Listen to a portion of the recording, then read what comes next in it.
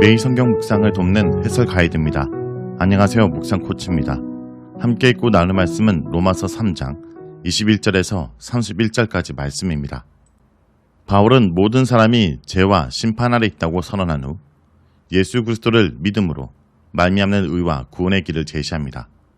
하나님은 예수 그리스도를 통해 모든 믿는 자에게 차별 없이 하나님의 의를 주시며 그를 의롭게 여기십니다. 21절에서 24절 읽겠습니다. 이제는 율법 외에 하나님의 한 의가 나타났으니 율법과 선지자들에게 증거를 받은 것이라. 곧 예수 그리스도를 믿음으로 말미암아 모든 믿는 자에게 미치는 하나님의 은이 차별이 없느니라. 모든 사람이 죄를 범하였음에 하나님의 영광에 이르지 못하더니 그리스도 예수 안에 있는 속량으로 말미암아 하나님의 은혜로 값없이 의롭다 하심을 얻은 자가 되었느니라. 21절을 시작하는 이제는 이라는 단어는 원어로 번역하면 그러나 이제는이 더 적절합니다. 그러므로 그러나 이제는이라는 단어를 통해 지금까지 사도 바울의 이야기에 분위기 반전을 가져옵니다. 1장 18절부터 3장 20절의 긴 단락을 할애하여 바울은 유대인과 이방인 모두가 죄 아래 있음을 논거하였습니다. 그러나 이제 율법과 상관없이 자기 백성을 구원하시는 하나님의 의로움이 나타났다 말합니다. 하나님의 의는 죄 아래, 하나님의 진노 아래, 하나님의 심판 아래 있는 죄인을 정죄하지 않고 오히려 의롭다 하시는 하나님의 의를 말하는 것입니다. 이것은 곧 하나님의 구원을 말하는 것입니다.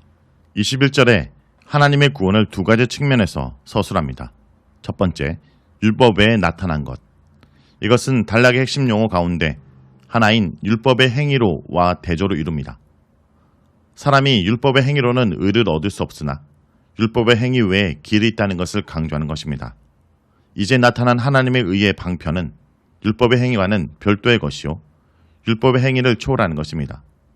그래서 사도는 율법 외라고 못을 박습니다.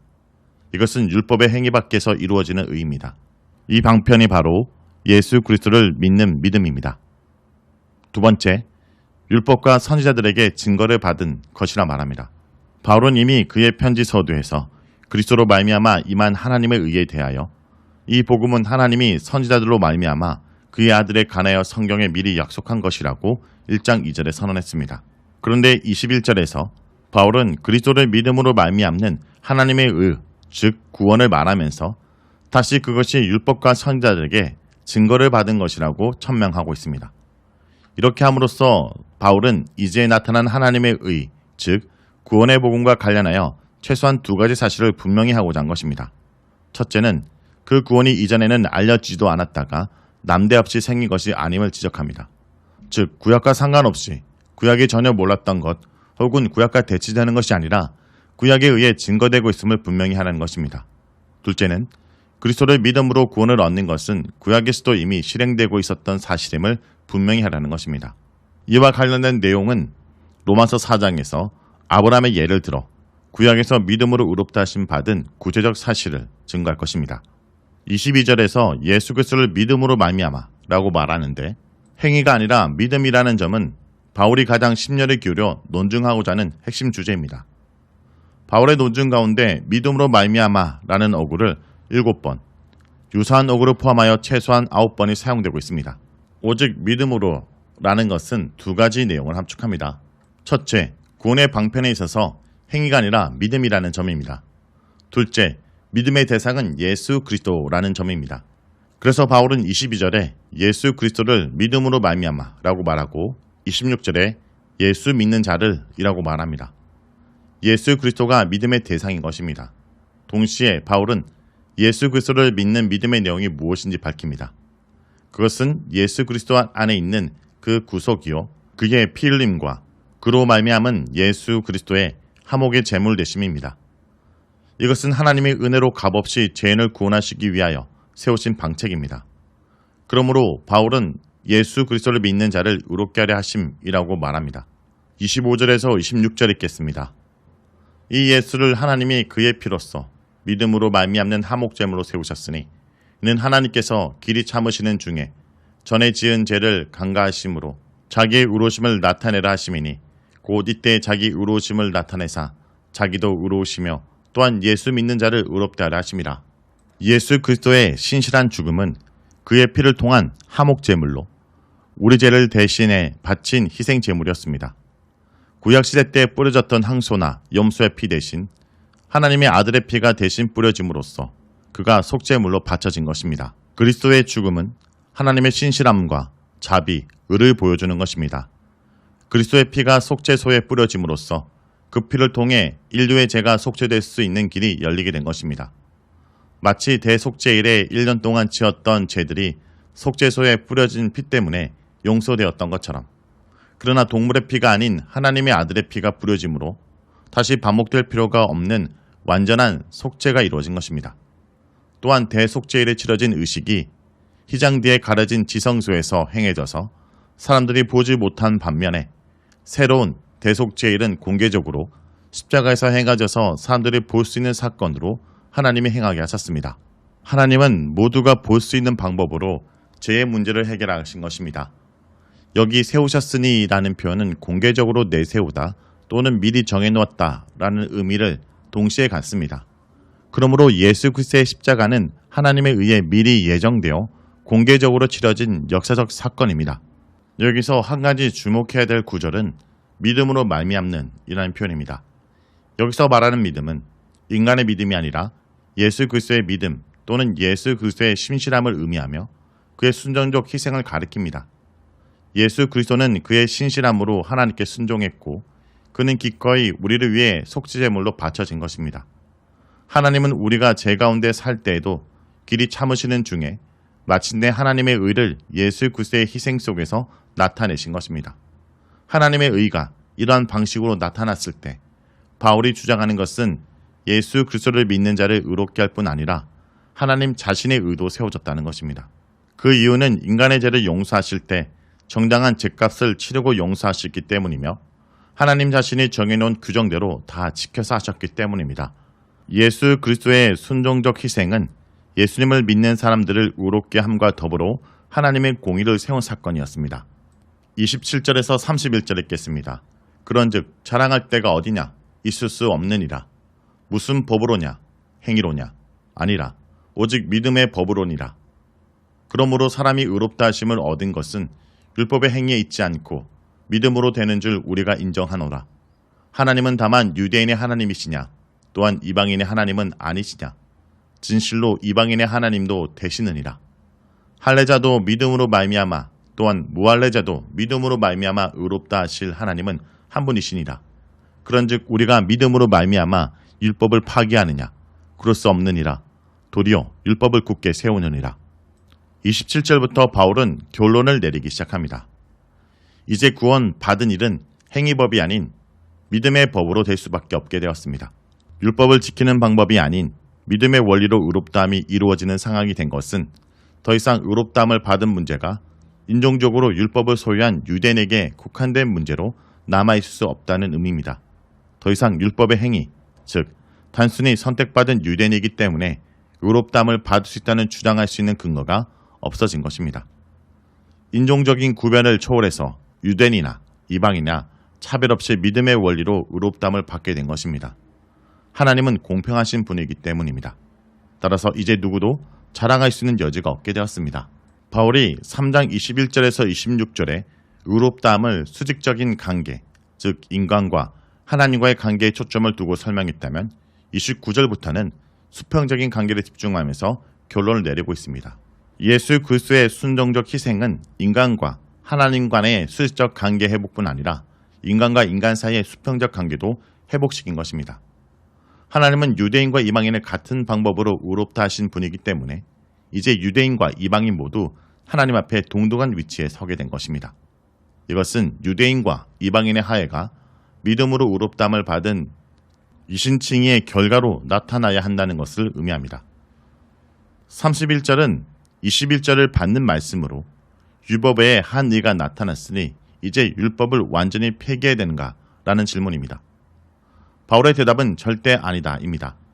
오히려 믿음이 율법을 굳게 세운다 주장합니다. 예수 그리스도의 복음은 율법을 아무 쓸모없는 것으로 만드는 것이 아니라 오히려 율법의 본질을 회복시켜 굳게 세우는 것입니다. 왜 그런 것인지는 다음 본문인 로마서 4장에서 아브라함의 예로 증명할 것입니다. 자, 여기까지가 로마서 3장 21절에서 31절까지 말씀입니다. 오늘 말씀을 통해 우리는 무엇을 묵상하고 적용해야 할까요? 예수 그리스도 안에서 우리에게 하나님의 의를 덧입혀 주심으로 우리를 의롭게 하셨습니다. 의인은 의롭다 하고 악인은 정죄하는 것이 재판장의 역할입니다. 죄를 범한 자를 정죄하지 않으면 불의한 재판장이 됩니다. 그러므로 죄인은 대가를 지불해야 됩니다. 그러나 이제는 놀랍게도 재판장이 죄인을 위한 대가를 치릅니다. 바로 예수 그리스도 안에서 있는 성령으로 말미암아 죄의 대가를 지불하시고 자기 의를 나타내셨습니다. 하나님은 예수 그리스도를 통해 우리 죄의 대가를 지불하게 하심으로 우리의 불의를 해결하시고 예수 그리스도 안에서 우리에게 하나님의 의를 덧입혀 주심으로 우리를 의롭게 하셨습니다. 이러한 우리가 믿는 복음이 그러나 이제는 이라는 말로 요약됩니다. 우리가 전에는 죄의 종이었습니다. 그러나 이제는 하나님의 자녀가 되었습니다. 그러므로 그러나 이전의 삶을 버리고 그러나 이후의 새로운 삶을 살길 간절히 기도드립니다.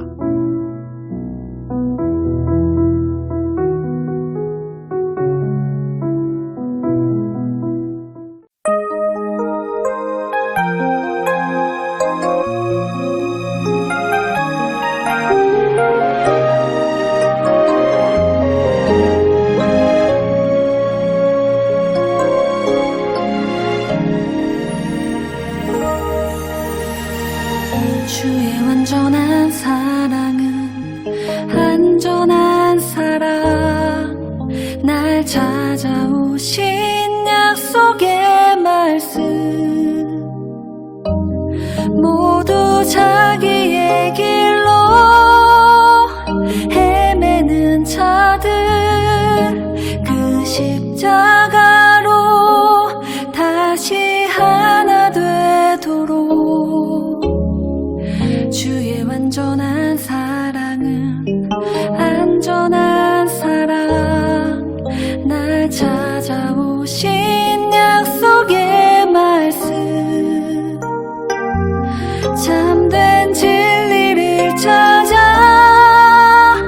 헤매는 자들 그 생명으로 다시 하나 되도록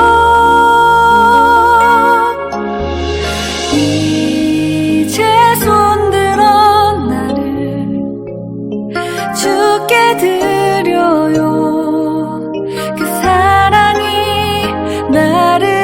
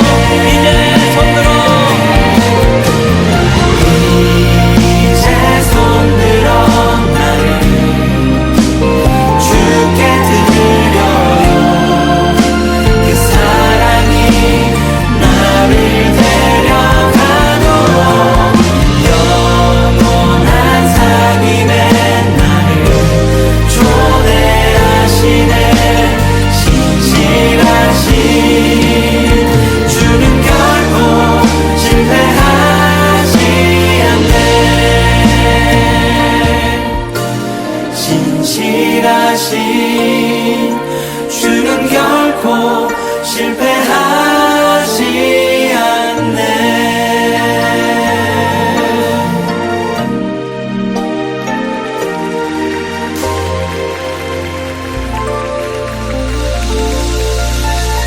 아멘. 주님의 사랑은 완전한 사랑임을 믿습니다.